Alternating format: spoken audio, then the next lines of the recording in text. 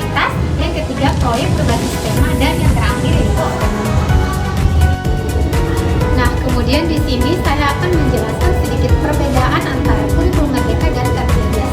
Nah, untuk kurikulum Merdeka sendiri yaitu dia memberikan lebih banyak keleluasan dan otonomi bagi sekolah untuk mengembangkan kurikulum. Sedangkan untuk K13 sendiri yaitu memiliki struktur dan standar yang lebih baku.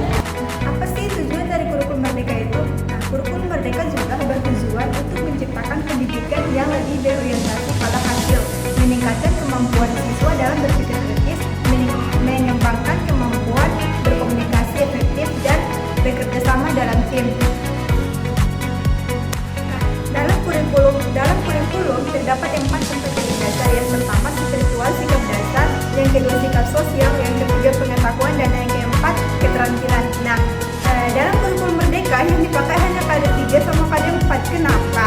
Ya karena KD1 sama KD2 setelah dalam kurikulum ke-13 setelah direvisi, dia sudah masuk ke dalam mata pelajaran pendidikan Pancasila dan pendidikan agama.